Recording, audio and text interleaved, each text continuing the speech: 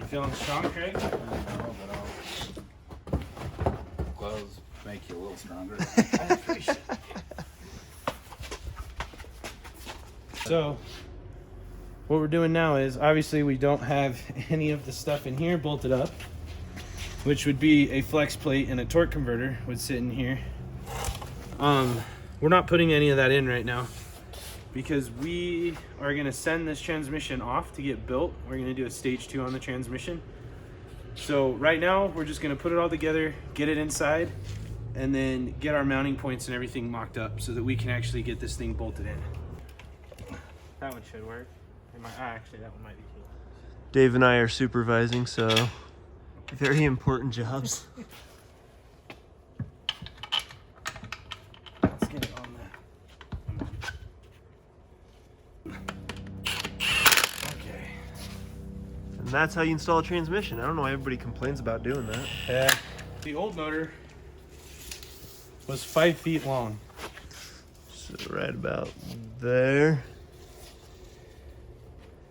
And this is 54 inches, so about 4.5 feet long. So you're saving space. We're saving quite a bit. Not that you needed to, there was already a ton of space in there. Well, that's not actually a fair representation because we don't have any of the front accessories on this. So we might come in maybe 2 inches shorter, but just for our viewers at home, I thought it'd be a fun fact, you know? That's what this channel's all about. Facts. Fun facts. Oh, okay.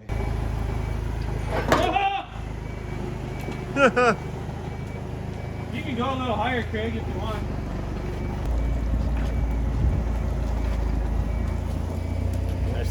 Left the hot rod outside. Rip. Looks like they butchered a sheep over here. Move forward. You want it rocking more than that? Yeah, a little bit. Just rock it right in. Rocking and rolling right into this thing. Okay, go back farther. Push him down. There you go. Oh, don't do that. Move forward. No, don't lower anymore. Just forward. Hold on, those lines caught on the... Wait up, Craig. Hold up, hold up. Get it. There you go. And lower.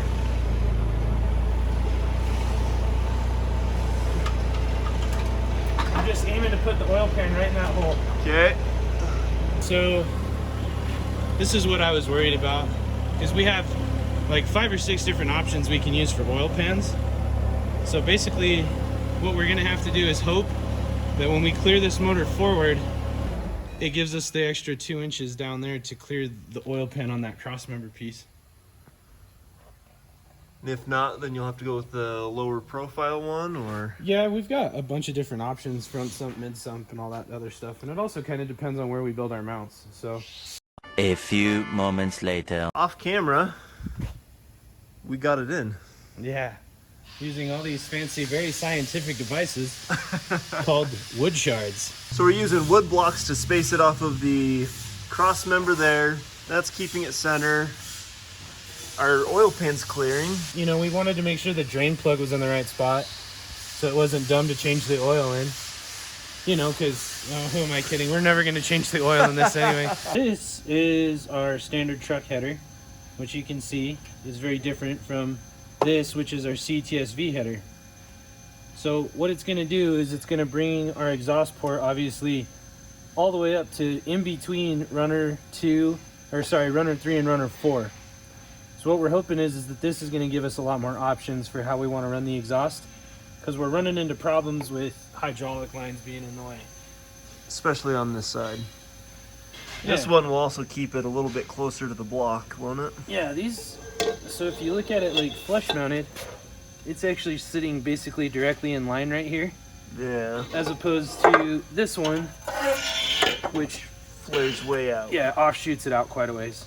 So that would be kind of where it would sit. And that's putting our exhaust coming out. If you want to flip on the other side of me, that's going to be giving us a lot more options to make this connection right here, so we can use the factory exhaust. During these like processes and stuff, sometimes people think that it's like difficult and really hard, and the stuff we use is very scientific. And that's only kind of half true, because as you can see, Derek here has brought out our favorite utensil, which is cardboard, and we've got the racer blade and a Sharpie.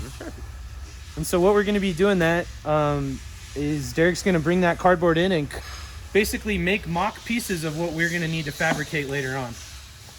Just like that. Yeah. All those fancy TV shows, when they start, they're like, you're going to need a screwdriver and you're going to need a socket wrench. And no, you're going to need like pieces of a 2x4, some cardboard, and some yee get her done attitude. You Put an LS in anything with that. LS, brother.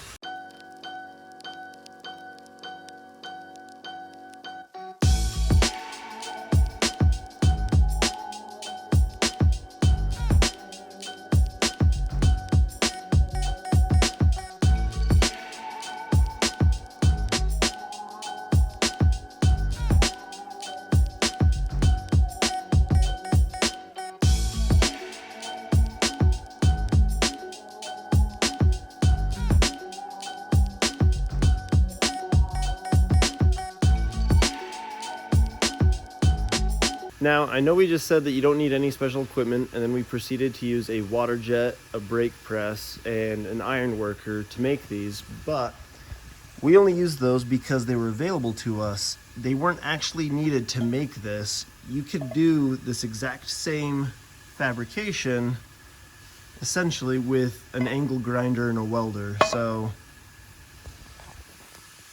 don't give us crap in the comments. We used them because they were available to us, but you don't need those in order to make motor mounts. Carry on.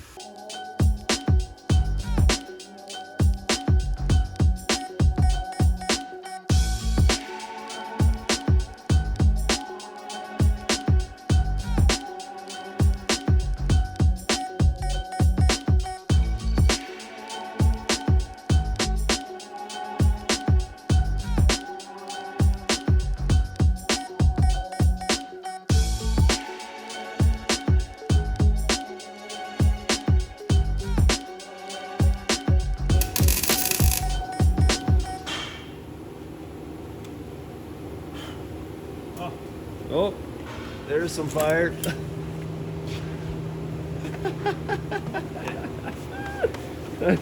These hoses are a major fire hazard. They're just like oil-soaked rags. And Craig, the owner of this, was saying that whenever they start this, and like when it starts warming up, it usually like smokes a bit out from under the hood. What are we gonna do about that? We're gonna make new hoses. Someone did make a comment that those might be asbestos. I saw that. Yeah. I mean, this was made in 1986, so There's a good chance. I doubt that they're really asbestos, but I don't know. we'll let you know in 10 years if we have cancer or not. Everything we just got done. We've got full motor mounts, all welded in. We don't have the final hardware in there, obviously. That was just to get it lined up. Both sides are in. We got the transmission mount modded up. We had to kind of modify that and weld it together, and then we've got the holes drilled through the tube frame, and then we just need to bolt that up. But it's where it's at. It's right here. Yeah. It's right here where it's at. Our next step, we've got to pull everything back out. We've got to send the transmission off to get built. What does that mean? Well, obviously, we knew before we put it in there that a 4L60 isn't really like the greatest transmission known to man. It's a little bit weak. So we are sending it up to Boise, Idaho to get built. We decided that we were going to do a built first and second gear and a billet torque converter. I'm not really 100% sure on the exact parts that we're using on that, but the Snowcat only goes about 20 miles an hour at its fastest, so it's not going to be any kind of land speed record thing. Any faster than that and it starts like going sideways. Any faster than that and you're in for a treat, because these tracks are only held together with like rubber. Yeah, it's like vulcanized rubber thing. So it's not designed to, this one's not designed to do rooster tails or anything cool like that, but who knows, maybe we'll pop a clutch or something, I don't know. So we're going to get the transmission sent off. We're going to get that built up so that it can handle, you know, the LS power. And yeah, that's kind of the only thing that we're really waiting on. So, And when we say built, like first and second gear built, that means they're just beefing it up, making it so it can handle more yeah, we torque. changed the gear sets out. We'll change the valving. They're going to go through the whole transmission and reseal everything. In the tune, when we tune, we'll actually change the shift point. So the transmission won't know that it doesn't have, it's only going to think that it has first and second gear stuff like that. So mess around with like the lockouts and stuff like that. So it's still a little bit in the experimental phase, but we do have really, really low gears in our front and rear differentials. Like, I can't remember, it's like 6/18s or something like that. So through the divorce transfer case, which thanks for commenting on that, we should be able to have enough gear reduction that we're not really actually going to be putting a lot of torque load on the transmission itself. So couple that with being built, and I think we've got a pretty good chance of having a great success.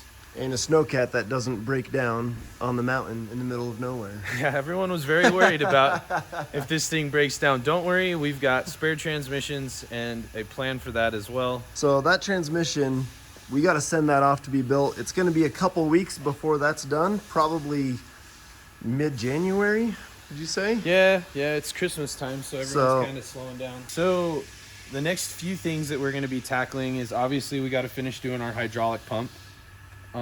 We are going to be using an electronic throttle body, so we need to add an electronic gas pedal for the inside.